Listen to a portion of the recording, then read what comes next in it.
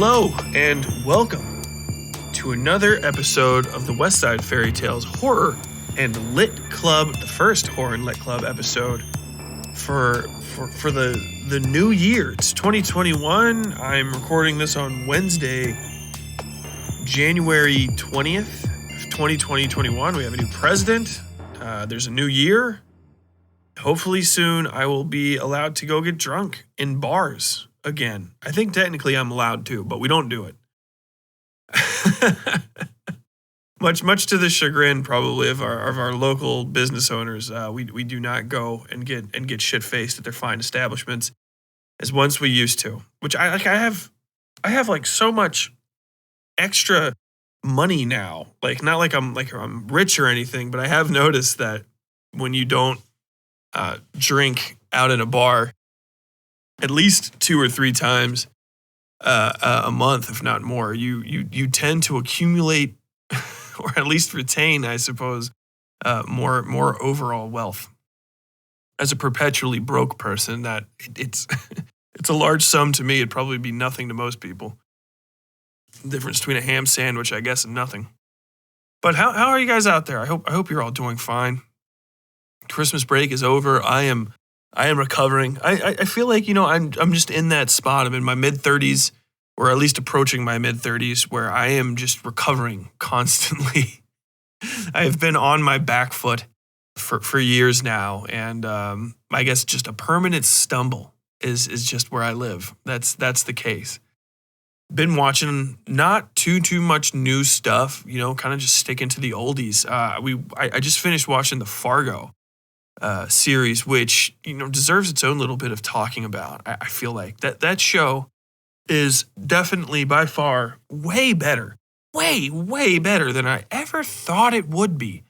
And I thought it was going to be good because I heard a lot of good things about it. Seasons are all different. If you guys don't know about Fargo, it's a show on FX based on the movie of the same name from back in the day. I think I might have already talked about this on previous episodes because I was watching it all throughout the beginning of winter. It's based on the Coen brothers movie of the same name from the 90s or whenever it came out. I'm pretty sure it was the mid to late 90s. It takes place in multiple different times: 2007, 2010, 1977, I think, and 1950. There's different episodes each time, there's different characters. A lot of them don't have any relation whatsoever to the other seasons, and there's just the occasional crossover character, and even their crossovers aren't like, no one's like, hey, you're that legendary blah blah blah blah blah. Usually it's someone that's there that only the audience can recognize. We just finished up the 4th chapter, which doesn't, in the last, it's the most recent and last season, which I think just finished airing not too long ago. But it was definitely the weakest of the seasons by a solid margin, and it sucks too because it followed the best season. Followed right on the heels of what was by far the best season of that show, and pretty much one of the best seasons of television I've ever seen. I don't want to talk about it. I'll let you guys watch that. I just want to strongly recommend Fargo. I'm going to try to not make this episode too long. I'm going to try to rein myself in here just a little bit. I've been working a lot lately and just kind of stretching myself maybe a bit too thin. I'm trying to finish writing a whole novel. I've got about 40,000 words left. I'm going to try to get that out in the next 2 to 3 weeks. But even for me looking at it, I get tired just thinking about it, because I've got to hold the story and finish writing a completely different one in the months that remain between now and July, so that I can get that pushed out instead of what I'm doing now, which shouldn't be fine, because I don't write things when I write them. I mean, I kind of do. But the writing process, and I feel like people need to tell, this needs to matriculate. I probably talked about it before, but it really does need to matriculate out into the greater creative sphere. Don't sit down every day and type 2,000 words. That's the stupidest fucking advice you'll ever get from anybody. I wouldn't tell you to practice guitar by just sit down every day and play for 2 hours. Like, that's dog shit advice. That's advice for people that don't want to give advice to folks, or advice for people that don't actually want to improve their craft at all.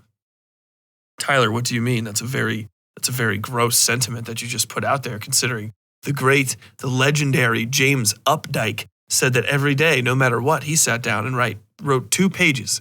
Yeah, and James Updike's books are fucking boring, all right? You should be writing, quote unquote, all the time. Just always be writing in your head. Think of your stories. Think of what comes next. What would be interesting. Gather stuff off the ground as you walk around your neighborhood and put it in there, you know.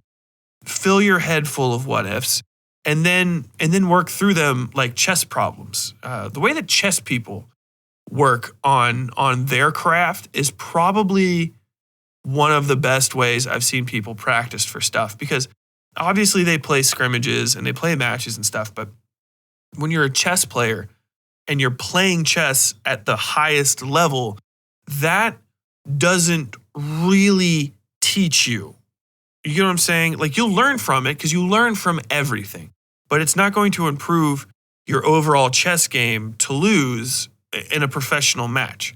Maybe you will a little bit, maybe you won't, and you'll figure some stuff out about it.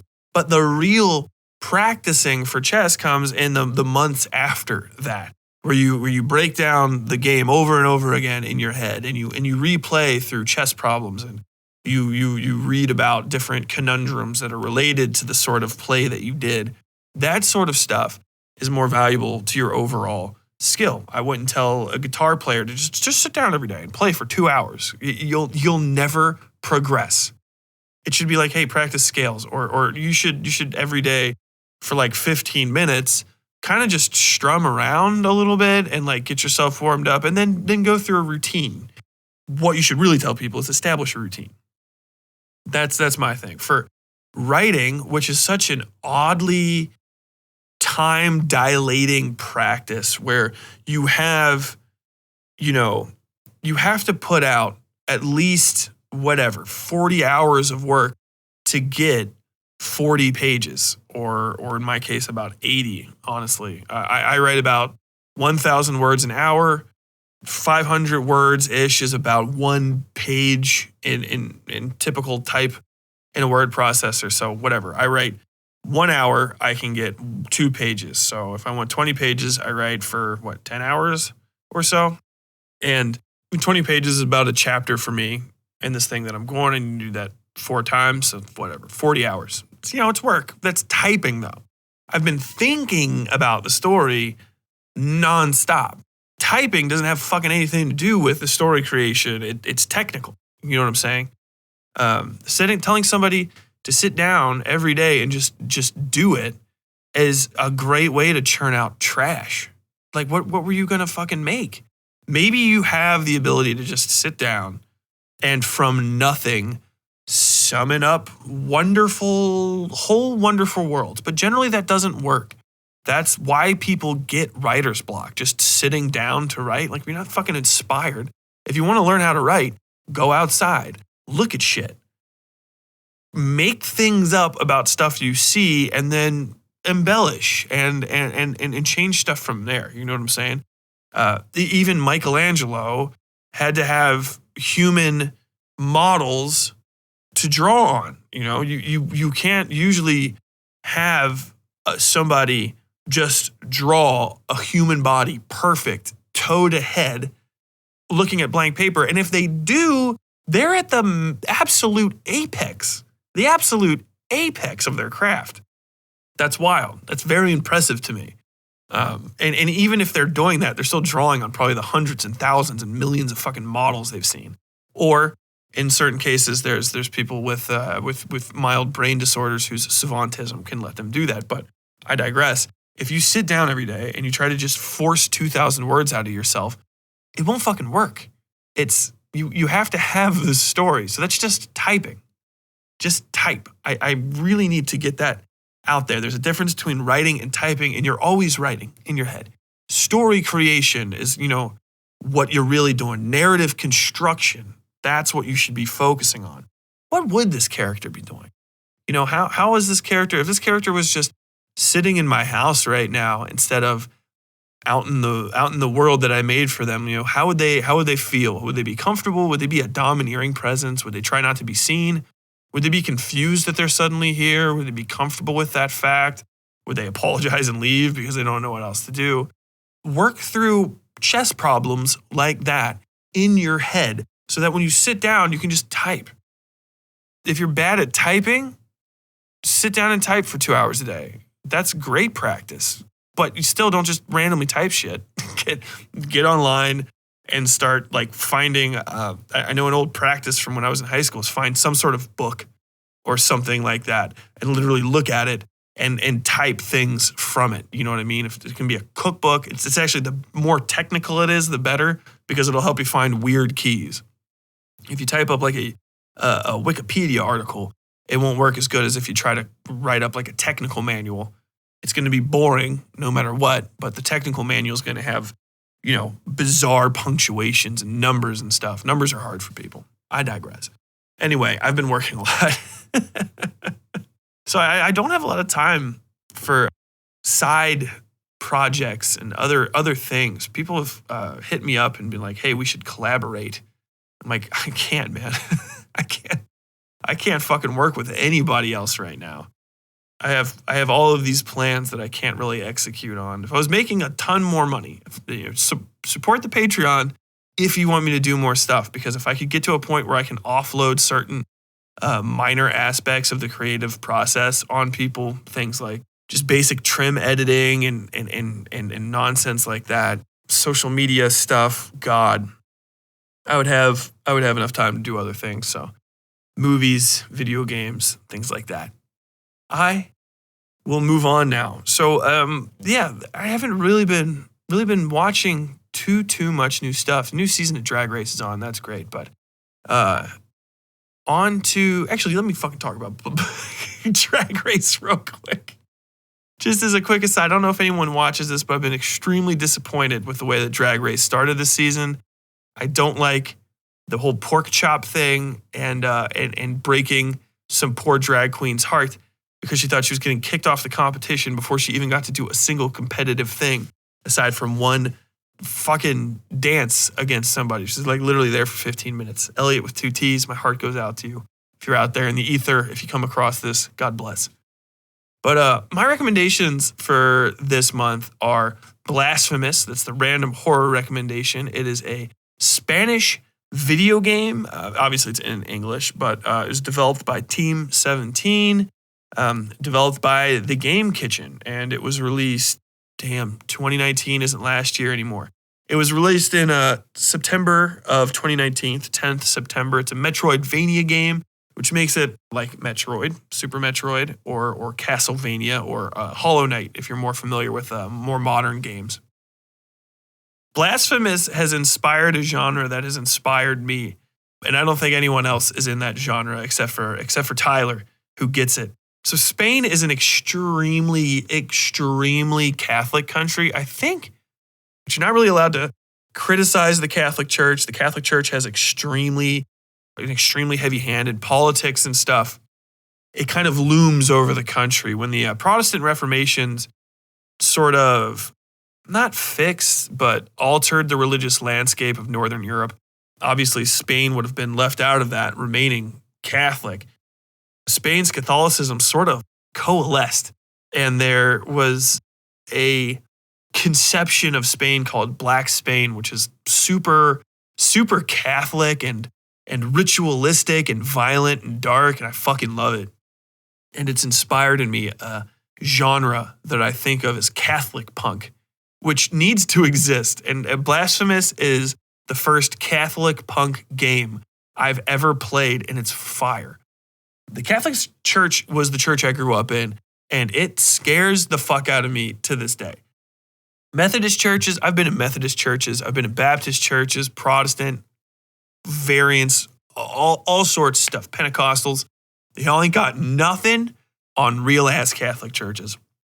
I think in recent times, the Catholic Church has pivoted as a national or an international entity has pivoted to making simpler, more mundane churches that are in the vein of Protestant churches and stuff. So they're squatter, one room, maybe 100 total seats worth of pews. But I grew up in Cincinnati, which is really, really fucking Catholic, dude. We got the big churches. The church I had to go to growing up all the time was Holy Family. That's my family's home church for the gigantic Bell clan that is spread out throughout all of eastern, western Price Hill. That church is covered in frescoes of martyrs, and the ceiling is like 200 fucking feet tall. I don't know how really tall it is. Probably more something like 80 or something, but it seems huge. It's got a big domed ceiling. There's just death everywhere. Just represented is just fatality throughout this place. The Stations of the Cross are on the walls, which if you don't know, if you're not, I don't know, I assume that Protestants know it, but I've been in your churches and you tend not to have them on the wall. So the Stations of the Cross are the 12 stations. It's like the different moments while Jesus was being tortured, dragged through the streets, humiliated, and thrown up on the cross to die. It ends up with him, I think, rising again is the last station of the cross, is the resurrection. I used to have them memorized, but it's been a long time since I've been yelled at for the Stations of the Cross, so they're pretty much gone. The feeling you get from those places is grandiose and almost just shy of nightmarish, gothic, crushing feeling is wonderful. And it's evident throughout Blasphemous that these people grew up in the Catholic Church. A lot of the villains in this just have, and places and the names of people, they just sound like all of the biblical fuckos that you have to run across in the Bible. Carlos of Antioch, actual people from this Deo Gracias, which is actually a real name in Spain. It just means thanks to God. The thing takes place in Custodia. He has a silent, the main character is a knight that has a sword called mea culpa, which is, it's a Latin phrase meaning basically like literally my bad, my fault or my error. But mea culpa is part of the Lamentations. I can't remember the hell what you're supposed to call it, but when there's a part where you do a minor self-flagellation in certain churches, and apparently they brought it back nationwide. And you say, mea culpa, mea maxima culpa, my error, my most grievous error. And you kind of like tap yourself. So like seeing something called like the mea culpa in there is real. If you're a high level super Catholic, if you're like next level Jesuits or the, what do they call those goofballs with the little circle crosses? I can't remember. Some of those types self-flagellate in secret, which if you remember, the scarlet letter is that shit. You whip yourself, and actually while you're whipping yourself, you say, mea culpa, mea maxima culpa. The point of that is actually to make yourself bleed as Jesus bled in order to expunge your sins as he expunged his sins from the world, while doing something a little bit more solid than just saying, I'm sorry. And I'll tell you what, if I had to whip my own shit like bloody every time I fucked up, I probably would have done more of my homework when I was in school. Oh, but this entire game just has that feeling writ large all over it. It's all just these big crumbling churches and these twisted religious creatures that attack you. And you can see in the game not just that Spanish Black Spain vent of Christianity or Catholicism, but also the distaste that a lot of, I guess you would say, free-thinking Spaniards have for the Catholic Church. Guillermo del Toro comes to mind when talking about it, because the Catholic Church is still what it always has been to a degree. I have to assume that Spain, being so close to the seat, the Holy See itself, the seat of power, would be more than likely still plagued with the corruption and political infighting in the Catholic Church, particularly if it's still strongly connected to the governmental arm of a fascist government. That's probably not much has changed there since the Middle Ages. Then in regards to that relationship, if you don't know what I'm talking about, the Catholic Church is known, very well known, even by its own adherents, to be able to absorb vast amounts of wealth, ostensibly to redistribute to the poor, in line with the teachings of Jesus. But they don't really do it. They just keep building like gigantic churches, and you'll never find a badly dressed bishop. You'll never will. They're always clean. They're always clean. And you see that in some of the characters, skeletons draped in fine silks and jewels being just held aloft by hands. That's actually a boss. And it's amazing. I have to say that the art style, to a degree, the music, I like the music, but Hollow Knight's music is so fucking good that it's ruined the music in almost every other game of this type for me.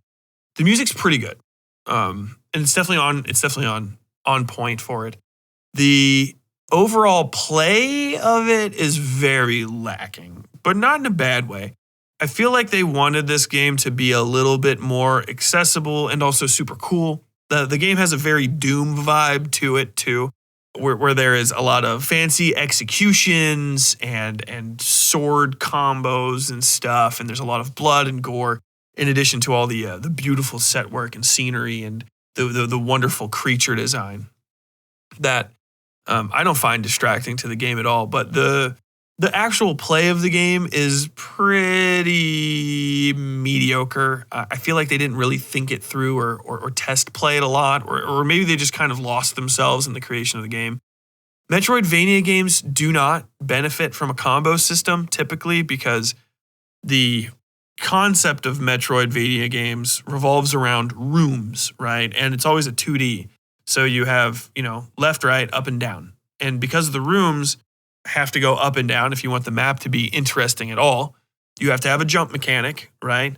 And then you have to have jump and attack in the air mechanics. So you want to have a lot of verticality built into your character at all times, either in the case of spells or maneuvering options, wall jumps, things like that. And a lot of the verticality for the character, the Silent Knight, the Penitent one is his name, just isn't there, especially in regards to attacking enemies. You have a vertical attack on the ground. You don't really have much of one in the air. You don't have down air attacks, which is kind of a pain in the ass for jumping over dangerous enemies and hitting them in mid-jump, which, it can be extremely necessary and is one of the things that actually makes Hollow Knight so intense, is its ability to attack basically at 360 degrees. But what they have instead, and what they put a lot of work into, and I respect that, is a little combo system. So you can do 1, 2, 3 strikes, and then as you level up your sword, you can do a big energetic up slash. You can do a down strike that has a little laser beams come out of it. And you can do a forward strike that has a little dust up. There's a charge attack that you can't move while it's charging, and it takes about 5 seconds to fill up to any point where it can do damage. That's functionally useless. The bad thing about the combo system is a lot of the enemies have stagger. None of them have significant iframes to any degree where it'll render a combo completely useless, but a lot of them have stagger. And so that'll knock them, or not stagger, but knockback. And the knockback will put them out of the range of your combo, which actually does not move you across the screen very much. There's just one attack that is actually a very mobile attack, and it is a dash strike, and you'll end up using that. It's a dash strike that also does like 3 times the amount of damage as a normal sword attack. So you'll end up using that for half the game because it can one hit basically every mob type enemy in the game by the time that you've leveled up your sword to max. And it becomes part of your strategy for getting through every fucking area. The combos end up usually being a little bit more dangerous by the time you play against bosses than they're really worth. I can't really think of many bosses where I just kind of slashed it out with them in a way where I was just like, oh, I feel good about this. There's also a counter and combo system that is pretty mediocre to okay. You can't really do it in the air, which, like I said before, you spend a lot of this time of this game jumping, and if you can't do stuff on the ground that you can do in the air, it kind of sucks. And I really wish you could. There could be an argument, I suppose, that it's meant to be more grounded, but it really doesn't feel that way. It feels like that's all kind of deleterious to the overall fun of the game.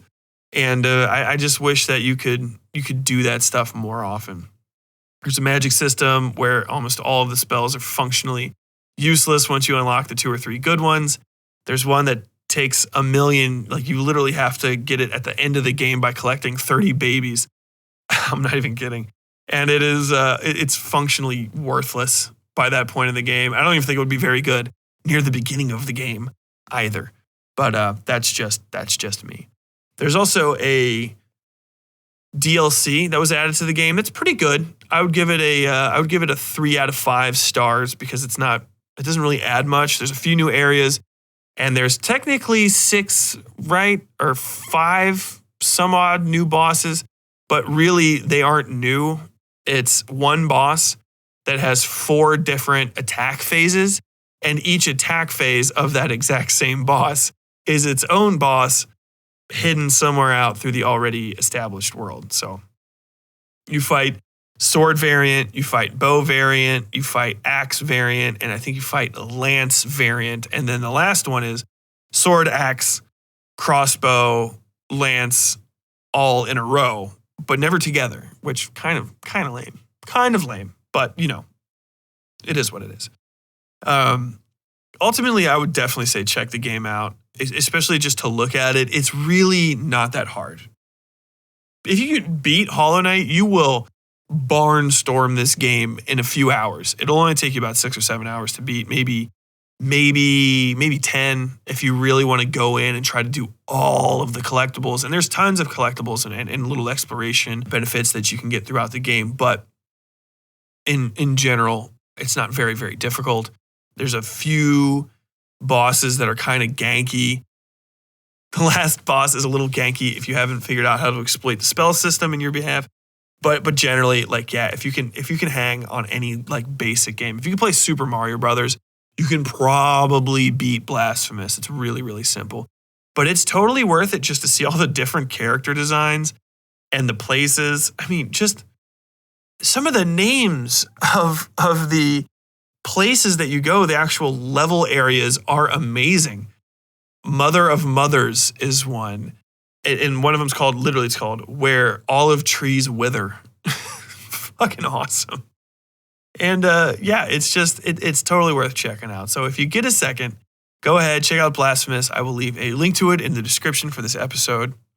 Thanks a bunch. Between this recommendation and the next recommendation, I would like to remind you guys that we are on Patreon. Obviously, this little horror and lit club isn't the best thing ever, but if you like the regular episodes and you just want me to make more stuff like that and have a lot more time to make better, longer, and more complex media, movies even, not like a full movie, but like a short film, you know what I mean?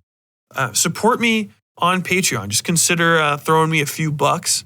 The Patreon is patreon.com/Westside Fairytales. For just $1, you get early access to a bunch of the episodes. And for $5 or more, you get access to behind the scenes stuff.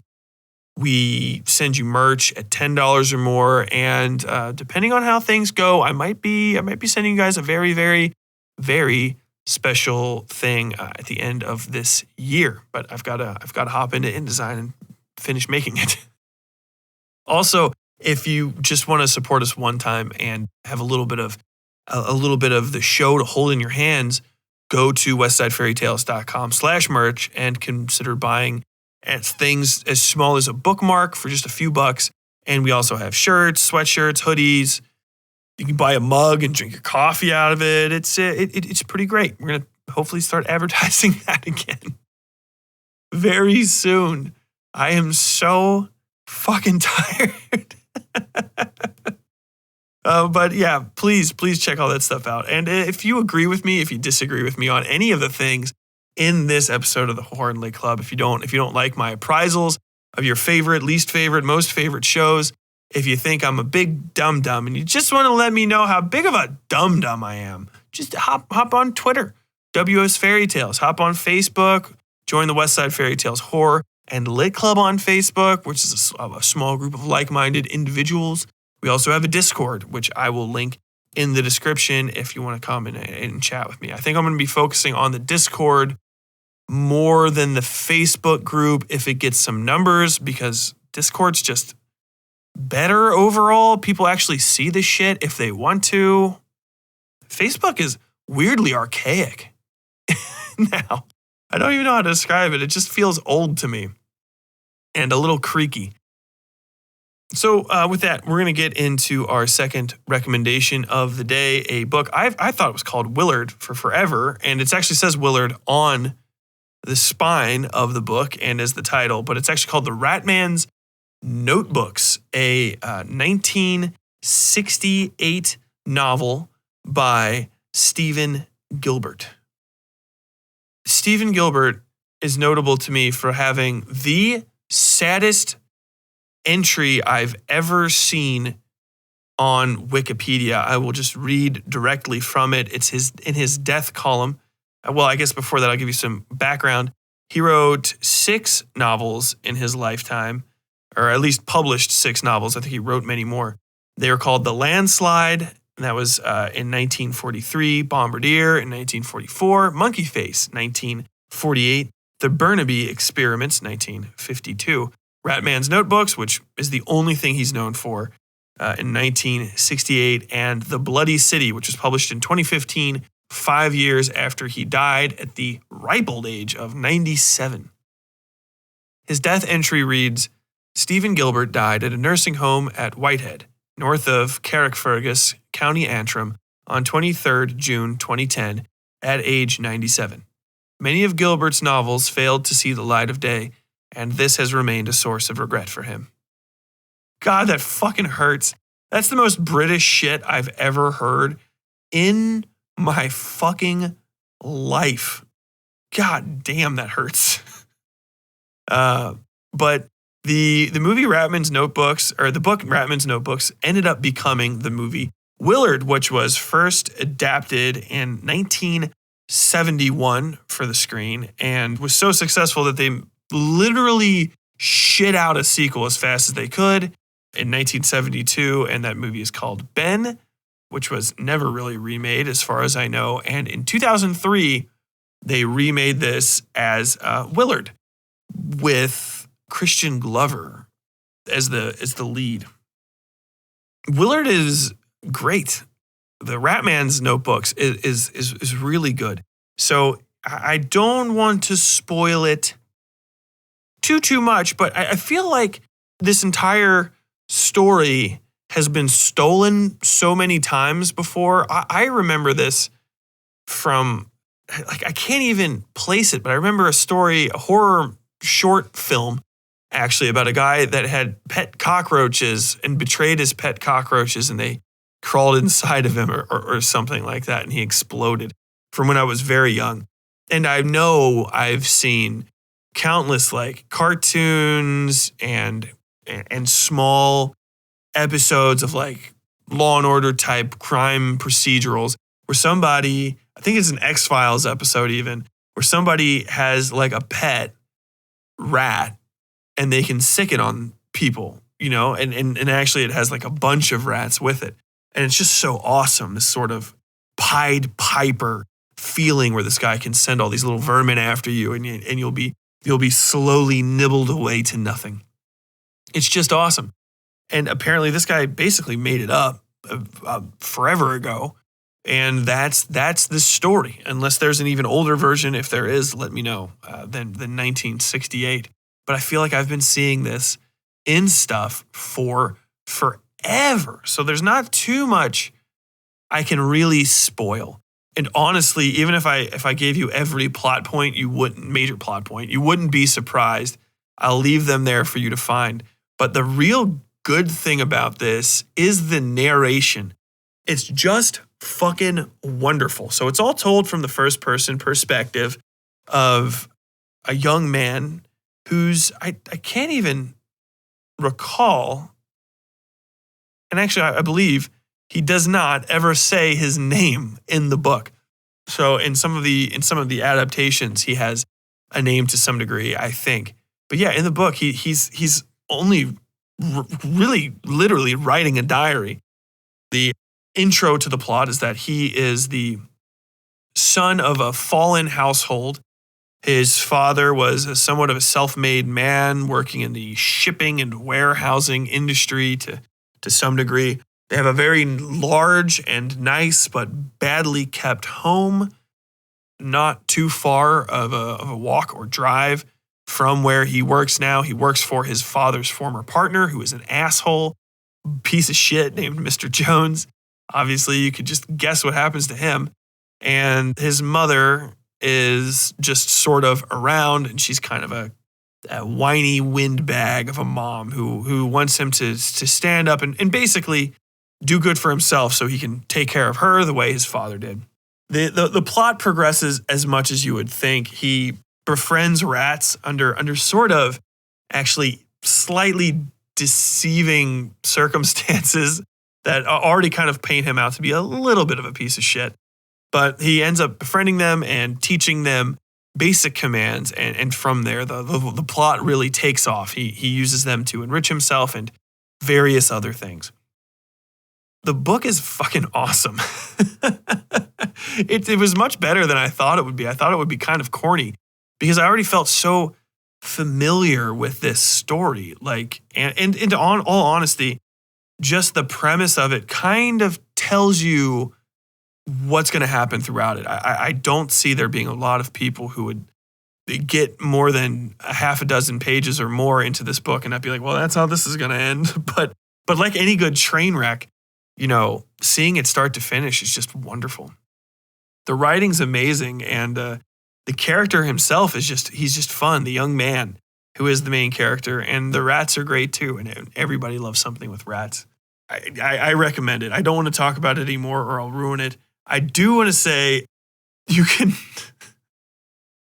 completely avoid the movie adaptation. It is not good. And it's very worrying. You get very worried about the rats in the movie. I think we looked it up and made sure that they were all well taken care of, and we found out that they were. But you get a little nervous. The film does not have faith in the book, and so changes a lot of interesting things and adds worthless side characters to it that really just complicate it. And I'm talking about the original film from 1971.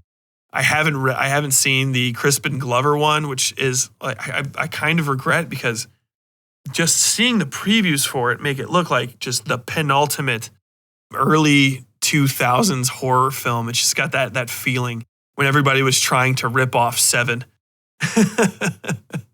and failing. Every horror movie that's kind of like this, that's not like just a stereotypical slasher, something about it will always just look like a fucking Nine Inch Nails music video. Yeah, I've got to watch that. If I end up watching it, I'm going to talk about it on the YouTube. But yeah, that's my recommendation. Ratman's Diaries. You've got to check it out. I feel like even if you can't find a copy for insanely cheap, I got mine from a little free library in our neighborhood, and I'm going to hold on to it and keep it and cherish it and love it forever because it's amazing. Even if you can't find a copy there, I'm pretty sure, I think by now there's stuff, it's free. The period of time for it to pass into public domain has come and gone, I believe. So you should be able to just find it if you want to. And I suggest reading it. It should only take you a few hours. It's extremely short. It's basically a long story, a long short story. But with that, I think I'm going to end the episode. Not very long today. Thanks for coming in, hanging out. I hope you're all feeling good. I hope you're in good spirits. I hope this new year is feeling good and solidifying. If you're in the DC area, my heart goes out to you. What happened out there was an absolute tragedy. To all my friends in Nashville, especially, my heart really goes out to you. I hope 2021 turns it around if anybody from outside of the country doesn't know, or if you don't pay attention, Nashville has gotten its fucking teeth kicked in at every goddamn opportunity this year. I can't even remember everything happening to it. But aside from just COVID, they got hit with a major tornado that devastated their downtown. It actually hit the city itself and just ruined buildings and destroyed whole neighborhoods.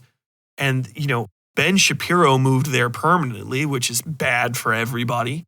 A lot of conservative commentators that used to make their home in the liberal hellscape of West Hollywood are now flocking to Austin, Texas, and Nashville, much to the chagrin of the fairly liberal people that live there. But they like not paying taxes, and the states are fucking trash. Tennessee's COVID cases are so high that we have a please don't go to Tennessee if you don't absolutely have to mandate in Kentucky. They don't want us to cross the border. Then, on Christmas Day, some fucking QAnon psycho blew up a RV full of explosives in front of the AT&T building in downtown Nashville. So, it's nonstop. I forgot things. I know there's more stuff that happened to Nashville and I forgot. So if this lockdown, this quarantine ends and you can go anywhere, go and spend your money in fucking Nashville if you need to go on a vacation. I know some of the people in Nashville are going to be like, no tourists, but they need the fucking cash. Go help them out. Help them out a bunch. And with that, wrapping it up. Check me out on Facebook. Support the Patreon. Go to Twitter and follow me and at me all of your complaints and concerns about my opinions. Tell me how fucking wrong I am. Tell me how much you just that 1971 adaptation of Willard is fucking amazing, Tyler. You're so goddamn stupid. What the fuck is wrong with you? Go ahead and drop those in my inbox. Yeah, look forward to the next episode coming out this coming Friday. And man, hopefully we are on schedule to release season 6 of the Westside Fairytales. Hopefully in October of next year, although it might end up coming out a little later than that because I am I am behind. I would be ahead.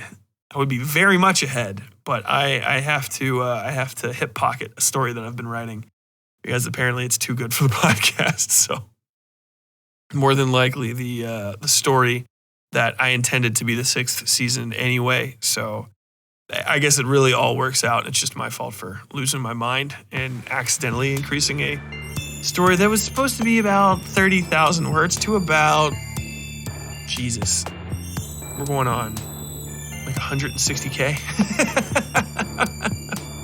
It's long. But that aside, I love you guys. Thank you so much for your support. And until next time, as always, stay safe out there.